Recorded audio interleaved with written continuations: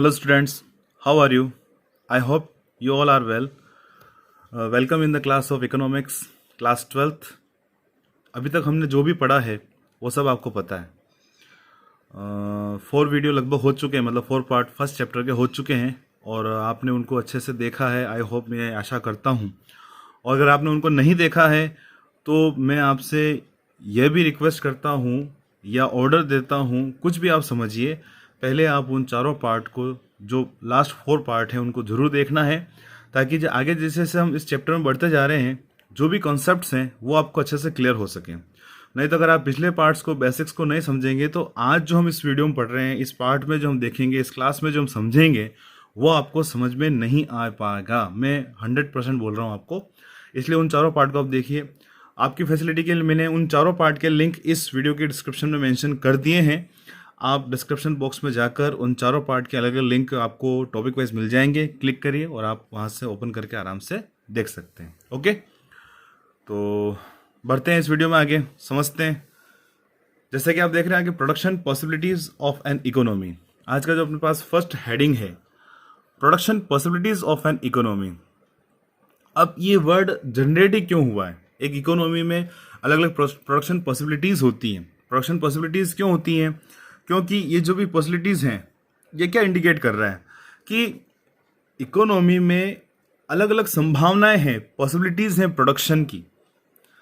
जो इकोनॉमी में जितनी भी डिमांड है उतनी की उतने प्रोडक्शन पॉसिबल नहीं है। जितनी भी क्वांटिटी है उतनी उतनी क्वांटिटी में प्रोडक्शन पॉसिबिलिटी उसकी नहीं है। वो प्रोडक्शन जो है वो पॉसिबल नहीं है। अब क्यों नहीं है? क्योंकि इसके पीछे कारण जो है वो है अपने पास कि इकोनॉमी में जो रिसोर्सेज होते हैं इकोनॉमी के लिए, वो है नेशनल इनकम या फिर नेचुरल रिसोर्सेज, वो होते हैं स्केर्स। जैसे कि हम पढ़ चुके हैं, we have study about the features of resources, that resources are scarce and they have alternative uses. एक तो वो स्केर्स होते हैं और दूसरा उनके अल्टरनेटिव यूजेस होते हैं। इसलिए जनरली हमें देखते हैं कि इकोनॉमी में जो भी रिसोर्सेज हैं, उन रिसोर्सेज के एवज में या उन रिसोर्सेज के होते हुए टोटल प्रोडक्शन जो है उसकी कुछ लिमिटेशंस होगी, उसकी कुछ बाउंडेशंस होगी। हम चाहे जितनी क्वांटिटीज में प्रोडक्शन नहीं कर सकते हैं। इसी से रिलेटेड सेंट्रल प्रॉब्लम्स हमने समझी थी। There are 3 central problems of an economy: what to produce, how to produce and for whom to produce. अब ये सब क्यों जनरेट हो रही है? क्योंकि अपने पास रिसोर्सेज जो हैं वो कम है, लिमिटेड हैं, स्केर्स हैं, और दूसरा उनके अल्टरनेटिव यूजेस हैं। तो हमें चॉइस करनी पड़ती है। फिर उसके बाद उनका एलोकेशन कैसे करेंगे, how to allocate resources in different production of different goods and services, तो ये हमें डिसाइड करना होता है। तो यहाँ पर इसी से रिलेटेड है कि प्रोडक्शन पॉसिबिलिटीज है इकोनॉमी में, वो क्यों हमारे पास है, हमारे सामने क्यों है? क्योंकि जितने भी रिसोर्सेज हैं वो स्केर्स हैं, लिमिटेड हैं, उनके अल्टरनेटिव यूजेस हैं। इसलिए हमारे पास कुछ ऐसे संयोग, ऐसे कुछ कॉम्बिनेशंस मिलते हैं, है ना, उसको ही इकोनॉमी में अडॉप्ट किया सकता है। इसलिए यहाँ पर जो वर्ड है प्रोडक्शन पॉसिबिलिटी, वो उसको इंडिकेट करता है। ओके, तो what is production possibilities? Production possibilities of an economy implies those numerous alternative combinations. अभी मैंने बताया आपको, ये अलग अलग कॉम्बिनेशंस को डिनोट करता है। क्योंकि चाहे जितनी क्वांटिटी में प्रोडक्शन पॉसिबल नहीं है, रिसोर्सेज स्केर्स है। So production possibilities of an economy implies those numerous alternative combination of goods and services which a particular economy can produce with the given technology। देखिए शर्त क्या है? with the given technology, technology constant है, and employing available resources fully and efficiently। जो भी resources हैं उनको fully and efficiently use कर रहे हैं, एक तो ये रखा है। दूसरा, टेक्नोलॉजी कांस्टेंट है, टेक्नोलॉजी में कोई चेंज नहीं हो रहा है। तो टेक्नोलॉजी के कांस्टेंट रहते हुए और जितने भी रिसोर्सेज हैं हमारे पास, जैसे कि हम टेबल और चेयर को लें, और टेबल और चेयर को बनाने में जो भी रिसोर्स है, ह्यूमन बीइंग है या ह्यूमन रिसोर्स हैं, लेबर है, वो अपने पास लिमिटेड है। उनका पूरा पूरा यूज हो तो अलग अलग कॉम्बिनेशन हमें मिल सकते हैं। टेबल और चेयर के अलग कॉम्बिनेशन हो सकते हैं। एक प्रोड्यूसर के हम लेवल पे लें तो हो सकता है कि एक प्रोड्यूसर 50 चेयर और 100 टेबल बनाए, या फिर 100 चेयर या फिर 50 टेबल बनाए, या फिर हो सकता है कि टोटल प्रोडक्शन वो चेयर के करे, या वो हो सकता है टोटल प्रोडक्शन वो टेबल के करे। तो अलग अलग पॉसिबिलिटीज हो सकती है उसके पास। तो same as it is economy में ये डिनोट होता है कि इकोनॉमी में जो नेचुरल रिसोर्सेज हैं वो सभी रिसोर्सेज जो हैं फुली एंड एफिशिएंटली यूज हो रहे हैं। जो भी रिसोर्सेज है वो फुली एफिशिएंटली यूज हो रहे हैं, सबको अच्छे से काम मिल रहा है, अच्छे से काम कर रहे हैं। टेक्नोलॉजी कॉन्स्टेंट है, उसके रहते हुए गुड्स एंड सर्विसेज के कौन कौन से कॉम्बिनेशंस हैं जो अपने पास अवेलेबल हैं, that is known as production possibilities of an economy. और in short it refers to various feasible bundles, feasible मतलब संभावित है ना, जिसकी हम संभावना कर रहे हैं, feasible bundles of goods and services that can be produce together by efficiently utilising the given technology and available resources. वही वाली बात है, इसको शॉर्ट में कहा है, वो भी यही कह रहा है कि यहाँ पर टेक्नोलॉजी कांस्टेंट है, रिसोर्सेज को जो है उनका फुली एफिशिएंटली यूज कर रहे हैं, और उनके रहते हुए जो भी गुड्स एंड सर्विसेज के जो कॉम्बिनेशंस हैं, है ना, वो सभी यहाँ पर प्रोडक्शन पॉसिबिलिटीज कहलाएगी। वो सभी बंडल जो हमें मिलते हैं, ध्यान रखना बंडल, यहाँ पर जो वर्ड आया ना बंडल, बंडल का मतलब ये नहीं कि बीड़ी का बंडल, टेलीफोन बंडल, बोलते हैं कौन सा शक्कर साहब बंडल, ऐसे कौन बहुत सारे लोकल ब्रांड हो सकते हैं, तो बीड़ी का बंडल नहीं है। Bundle denotes the combination of two goods. Suppose हमारे पास दो गुड हैं एक्स एंड वाई, तो अगर हम एक्स का प्रोडक्शन लेते हैं 4 यूनिट और वाई का प्रोडक्शन होता है सपोज 6 यूनिट, तो ये जो कॉम्बिनेशन है वो कॉम्बिनेशन कहलाएगा अपने पास यहाँ पर बंडल। ओके, ध्यान रखना, तो combination of two different goods is known as bundle, ध्यान रखना। Next, production possibility set. Now we have to study about production possibility set. Simple, अभी हमने प्रोडक्शन पॉसिबिलिटीज को देखा है, तो जितनी भी प्रोडक्शन पॉसिबिलिटीज हैं टेक्नोलॉजी के कांस्टेंट रहते हुए, रिसोर्सेज के कांस्टेंट रहते हुए, वो बंडल्स या वो कॉम्बिनेशंस अलग अलग जिनको हम या एक प्रोड्यूसर यूज कर सकता है, उनको प्रोड्यूस कर सकता है, उनको ले सकता है, it is known as production possibilities set. In short, अगर हम इसको यहां पर ऐसा बताते हैं, देख लें आप, प्रोडक्शन पॉसिबिलिटी सेट मैंने अभी आपको बताया, इसकी डेफिनेशन को अभी हम लेते हैं, पहले इसको टेबल को समझते हैं, टेबल आप समझ जाएंगे तो इसकी डेफिनेशन भी क्लियर वे में आप अच्छे से समझ जाएंगे। तो अपने पास एक टेबल है सामने, it is known as production possibility set. Possibilities, अब देख रहे हैं इसमें डिफरेंट पॉसिबिलिटीज डिनोट कर रखी है, possibility A B C D and E, अलग अलग प्रोडक्शन पॉसिबिलिटीज है। और यहाँ पर हमने फैसिलिटी के सिर्फ 2 गुड्स लिया, हमने ऐसी इकोनॉमी के लिया है which only produces only 2 goods. Generally in economy there are variety of goods and services which is produced by producers in the economy. बहुत सारी गुड्स एंड सर्विसेज होती है, अगर इन सबको लेंगे यहाँ पर तो हम जो चीज समझना चाह रहे हैं वो अच्छे से समझ में नहीं आ पाएगा। इसलिए हमने यहाँ पर यही एज्यूम किया है, we assume such a economy in which there are only 2 goods produced with given technology and resources. Okay, तो यहाँ पर आप देख रहे हैं कॉर्न एंड कॉटन, हमने यहाँ पर 2 गुड्स लिया है, एक तो कॉर्न अनाज लिया है, दूसरा कॉटन कपड़ा लिया है, इतना प्रोडक्शन यहाँ पर हो रहा है। अब अलग अलग पॉसिबिलिटीज आपके सामने, सबसे फर्स्ट जो पॉसिबिलिटी है वो क्या डिनोट कर रही है आपके सामने, प्रोडक्शन पॉसिबिलिटी ए डिनोट्स, तो आप देख रहे हैं सामने आपके जो टेबल है, if all the resources are used in the production of corn the maximum amount of corn that can be produce is 4 unit. देख रहे हैं आप यहाँ पर जो मैक्सिमम अमाउंट जो है अगर कॉर्न पर लगाते हैं तो 4 यूनिट यहाँ पर हो सकता है। क्यों? क्योंकि ई जो क्या डिनोट कर रहा है यहाँ पर कि हमने जितने भी रिसोर्सेज हैं वो सबको हमने यहाँ पर अगर कॉर्न के प्रोडक्शन लगा दिया तो यहाँ पर 4 यूनिट कॉर्न की प्रोड्यूस हो सकती है। Clear? And if all the resources are used in the production of cotton, the maximum amount of cotton that can be produced is 10 unit। देख रहे हैं आप, अगर सभी रिसोर्सेज अगर हम कॉटन पर लगा देंगे तो यहाँ पर जो है कॉटन का प्रोडक्शन जो है 10 यूनिट्स हो रहा है, चाहे वो मीटर में है, मीट्रिक मीटर में है, किस में भी है, तो यहाँ पर हम 10 यूनिट्स ले रहे हैं और कॉर्न को यहाँ पर 4 यूनिट लिया है। तो समझ रहे हैं आप कि अगर हमने सभी जितने भी रिसोर्सेज है कॉर्न पर लगा दिए तो 4 यूनिट्स का हो जाएगा, इसका प्रोडक्शन 0। क्यों? क्योंकि कॉटन पर कोई भी रिसोर्स नहीं लगाया है तो प्रोडक्शन 0 हो जाएगा। नाउ अगर हम सभी प्रोडक्शन जो है या सभी जो रिसोर्सेज हैं, जितने भी फैक्टर्स ऑफ प्रोडक्शन है, उनको सबको हमने कॉटन पर एप्लॉय कर दिया है, उनको उस कॉटन पर लगा दिया है, तो कॉटन का प्रोडक्शन 10 यूनिट हो रहा है और जबकि कॉर्न का प्रोडक्शन जो है वो 0 यूनिट है। ठीक है, तो यहाँ पर 2 अलग अलग प्रोडक्शन पॉसिबिलिटी हो गई अपने पास, A and E. Production possibility A denotes the production of corn 0 and production of cotton 10 units, and production possibility E denotes the production of corn is 4 units and production of cotton is 0 unit. Okay, the economy can also produce 1 unit of corn and 9 units of cotton। देख रहे हैं आप यहाँ पर, अब यहाँ पर economy में जो अलग नेक्स्ट जो प्रोडक्शन पॉसिबिलिटी क्या है, बी, जिसमें 1 यूनिट इसकी हो गई, 9 यूनिट हो गई, और 2 units of corn and 7 units of cotton, और 3 units of corn and 4 units of cotton. तो इस प्रकार से अलग प्रोडक्शन पॉसिबिलिटीज हो सकती हैं। तो मेन बात आप क्या देख रहे हैं यहाँ पर, जैसे कि हम प्रोडक्शन पॉसिबिलिटी ए को ले यहाँ पर स्टार्टिंग में, तो सभी रिसोर्सेज कहाँ लगा दिए थे, कॉटन पर, इसलिए कॉटन का प्रोडक्शन जो हो गया वो मैक्सिमम हो गया 10 यूनिट्स, कॉर्न का प्रोडक्शन 0।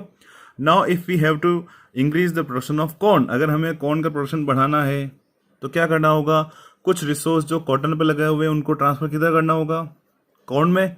तो कॉर्न का प्रोडक्शन तो यहाँ पर क्या होता है, बढ़ता जाएगा, जबकि देख रहे हैं कॉर्न का प्रोडक्शन क्या हो रहा है, बढ़ता जा रहा है, जबकि कॉटन का प्रोडक्शन जो लगातार घटता जा रहा है। क्यों? क्योंकि रिसोर्सेज जो थे हम कॉटन से ट्रांसफर किधर कर रहे हैं, हम कॉर्न की तरफ। ओके, तो इस प्रकार से अपने पास अलग अलग प्रोडक्शन पॉसिबिलिटीज हो सकती है।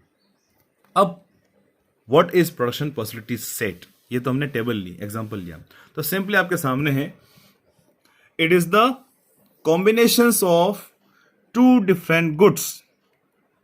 Okay, it is the combinations of 2 different goods which can be produced.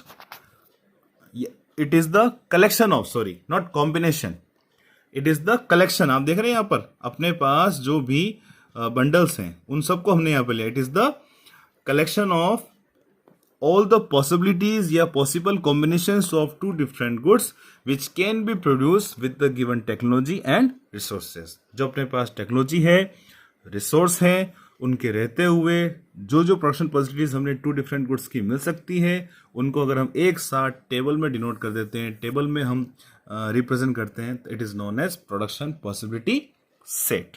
Okay, अब हम इसकी डेफिनेशन देखते हैं तो आपको अच्छा समझ में आ जाएगी। पहले हमने इसको समझ लिया, तो जैसा कि मैंने अभी आपको बताया, वही डिनोट कर रहा है the collection of all possible combinations of goods and services is called production possibility set. ये सामने आपकी डेफिनेशन अभी जो हमने समझी थी। और the collection of all possible combinations of goods and services that can be produce from the given amount of resources, एक तो रिसोर्सेज कांस्टेंट है, and given stock of technological knowledge, यानी टेक्नोलॉजी है वो भी कांस्टेंट है, मशीनरी, प्लांट, उनकी technique सब कांस्टेंट है, इसलिए इस कंडीशन में उसको बोलते हैं प्रोडक्शन पॉसिबिलिटी सेट। ओके, बहुत इंपॉर्टेंट टॉपिक है, एग्जाम में पूछा जाता है, ध्यान रखना, ऐसा नहीं गलती हो जाए। बहुत अच्छे से हमने डिस्कस किया है, अगर आपको समझ में नहीं आया है तो वापस थोड़ा बैक जाइए, वापस को पढ़िए, जरूर समझ में आएगा। तो what is production possibility set? The production possibility set is the collection of all possible combinations of 2 different goods which can be produce या which can be gain with the given amount of resources and technological knowledge. Okay, ये तो हो गया अपने पास production possibility set. अब अगर हम जो अपने पास जो टेबल थी उस टेबल को अगर हम डायग्राम में रिप्रेजेंट करें, तो मैं डायरेक्ट डायग्राम पे जा रहा हूं, इसको क्या बोलेंगे पहले इस डायग्राम को देखते हैं, डायग्राम क्या रिप्रेजेंट कर रहा है, उसके अकॉर्डिंग फिर आगे वापस हम टॉपिक पे जाएंगे तो आपको इसी वे में जल्दी से समझ में आ जाएगा। तो डायग्राम आपके सामने है। अभी तो हमने जो पॉसिबिलिटीज देखी थी, जो पॉसिबिलिटी सेट था, है ना, जिसमें ए बी सी डी अलग अलग प्रोडक्शन पॉसिबिलिटीज थी, तो उसमें सबसे फर्स्ट प्रोडक्शन पॉसिबिलिटी क्या थी, वो आपके सामने ए वाली क्या रिप्रेजेंट कर रही थी कि अगर टोटल जो रिसोर्सेज है वो हम कॉटन पर लगा देते हैं तो कॉटन का प्रोडक्शन मैक्सिमम था। तो यहाँ पर जो प्रोडक्शन पॉसिबिलिटी ए है वो डिनोट कर रही है कि यहाँ पर क्या देख रहे हैं कि कॉर्न का प्रोडक्शन तो है 0, जबकि कॉटन का प्रोडक्शन हो गया 10 यूनिट्स, यानी वो ए जो प्रोडक्शन पॉसिबिलिटी थी उसको हमने यहाँ पर इस पॉइंट पर रिप्रेजेंट कर दिया। फिर नेक्स्ट पॉइंट कौन सी थी प्रोडक्शन पॉसिबिलिटी, 1 and 9, है ना, वीडियो को बैक में जाके देखना, 1 unit of corn and 9 unit of cotton. तो इसको हमने अगर यहाँ पर पॉइंट लगाया तो ये वाला पॉइंट आपको मिल गया, देख रहे हैं, फर्स्ट पॉइंट ए था, सेकेंड पॉइंट बी हो गया अपने पास। फिर नेक्स्ट प्रोडक्शन पॉसिबिलिटी क्या थी, 2 units of corn and 7 unit of cotton. तो ये हम देख रहे हैं यहाँ पर 2 यूनिट्स तो कॉर्न ले लिया और 7 यूनिट्स क्या ले लिया हमने, कॉटन ले ली।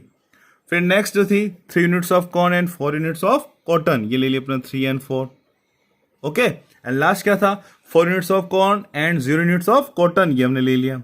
तो अलग अलग पॉइंट मिल गए आपको। आप देख रहे हैं, इसको कलर को थोड़ा चेंज कर देता हूं ताकि आपको पता चले कि क्या कंडीशन अपने सामने देख रहे हैं। एक तो point A, point B, point C, point D and point E, ये अलग अलग प्रोडक्शन फैसिलिटीज अपने यहाँ मिल गई। इन पॉइंट को अगर हम मिला देते हैं, है ना, इन पॉइंट को अगर हम मिला देते हैं तो एक कर्व अपने पास आता है सामने। ये कर्व बना सामने, देखा मैंने अभी इसको मिलाया, वापस बताता हूँ। ये जो कर्व है ना, इसको अगर हम ये जो पॉइंट सब पॉइंट को मिला दिए, जितनी प्रोडक्शन पॉसिबिलिटीज हैं सबको हमने आपस में मिला दिया फ्री हैंड से, तो ये जो कर्व हमें मिला है, ये कर्व रिप्रेजेंट क्या कर रहा है, अलग अलग प्रोडक्शन पॉसिबिलिटीज को इकोनॉमी में। तो क्या कर्व रिप्रेजेंट कर रहा है, तो this curve represents the combinations of two different goods which can be produced with the given technological amount, with the technological knowledge and given resources. Okay, so it is called production possibility curve. What is called production possibility curve? इसको हम यहाँ पर production possibility curve बोलते हैं। क्यों बोला है, क्योंकि जितनी प्रोडक्शन पॉसिबिलिटीज थी, जो प्रोडक्शन पॉसिबिलिटी सेट था, इसको हमने यहाँ पर डायग्राम में रिप्रेजेंट किया है। So it is called production possibility curve. In short we called it PPC, production possibility curve. Okay, short में इसको हम प्रोडक्शन पॉसिबिलिटी कर्व और प्रोडक्शन पॉसिबिलिटी फ्रंटियर भी बोलते हैं इसको। ठीक है, प्रोडक्शन पॉसिबिलिटी फ्रंटियर कर्व भी इसको बोलते हैं, ध्यान रखना, एग्जाम में कंफ्यूज नहीं होना। तो simply what is it, simply it is the graphical representation of production possibility set. जो अपने पास प्रोडक्शन पॉसिबिलिटी सेट था, जो कॉम्बिनेशंस थे ए बी सी डी ई, इसको हमने क्या कर दिया, ग्राफ पे रिप्रेजेंट कर दिया, डायग्राम में रिप्रेजेंट कर दिया। सो it is called production possibility curve. Clear है क्या समझ में? अब हम इसकी डेफिनेशन देखते हैं कि प्रोडक्शन पॉसिबिलिटी कर्व होता क्या है, तो आपको जल्दी समझ में आ जाएगा। हेडिंग आपके सामने है, प्रोडक्शन पॉसिबिलिटी कर्व और फ्रंटियर और पीपीसी। तो it refers to, what is production possibility curve? It refers to curve that shows various alternative combinations. आगे बात वापस वही, अलग अलग कॉम्बिनेशन को रिप्रेजेंट करता है। Alternative combinations of two goods that can be produced with the efficient utilization of the given resources and technology. Clear? और production possibility curve shows different combinations. ये भी क्या बताता है, अलग अलग गुड्स के अलग अलग कॉम्बिनेशन बताता है, which can be produced with the given resources and technology. And last simple way में प्रोडक्शन पॉसिबिलिटी कर्व, जैसे अभी मैंने आपको बताया था, production possibility curve is a graphical representation of production possibility set. Okay, तो क्या बताता है यहां पर ये, it is the graphical representation of production possibility set. I hope आपको अच्छे से क्लियर हो चुका है ना। हमने प्रोडक्शन पॉसिबिलिटी सेट को पढ़ा है ना, वो तो टेबल है जिसमें टेबल में अलग अलग कॉम्बिनेशन रिप्रेजेंट किए, दो अलग अलग गुड्स के। अब उसी टेबल को अगर हम डायग्राम में रिप्रेजेंट कर रहे हैं तो उसको बोलेंगे यहां पर प्रोडक्शन पॉसिबिलिटी कर्व। क्लियर? तो आई होप आपको अच्छे समझ में आ चुका है। और आगे जो नेक्स्ट टॉपिक हैं, इन नेक्स्ट टॉपिक्स को हम यहाँ पर देख सकते हैं। तो इन शॉर्ट थोड़ा सा हम प्रोडक्शन पॉसिबिलिटी कर्व को वापस एक रिकैप लें शॉर्ट में, तो आपको अच्छे समझ में आ जाएगा। पहले तो मैंने आपको पहले डिस्क्राइब कर दिया था क्या है, उस डिस्क्रिप्शन के बाद अगर उसको वापस हम शॉर्ट में रिकैप में लें तो क्या हो सकता है। डिस्क्रिप्शन को वापस लेते हैं अपन। तो इन दिस फिगर और production possibility curve, quantity of corn is shown on X axis. Okay, X axis, and quantity of cotton is shown on Y axis. Clear? Cotton की जो क्वांटिटी जो हमने वाई एक्सिस पे लिया है, corn की जो क्वांटिटी उसको हमने किस पे लिया है, एक्स एक्सिस पे लिया है। पॉइंट ए बी, ब्रश को लेते हैं, point A B C D E shows different possibilities of production with the given resources and technology. Joining all these points, we get A E production possibility curve or frontier. Okay.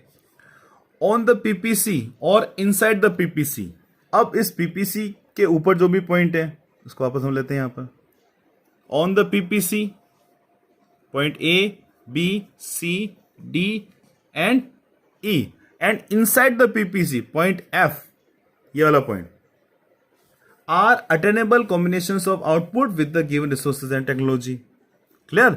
मतलब अपने पास जो resources है उन resources के रहते हुए हम point A, B, C, D, E और एफ इन सबको हम चूज कर सकते हैं, क्योंकि अपनी ये मतलब ये प्रोड्यूसर की पोटेंशियल में है, उसके क्षमता के अंदर है। प्रोड्यूसर जो है उसका उनका इतना अचीव कर सकता है, उनको प्रोड्यूस कर सकता है। क्लियर? क्योंकि ये मतलब कुल मिला के प्रोडक्शन पॉसिबिलिटी कर्व क्या है? What is production possibility curve?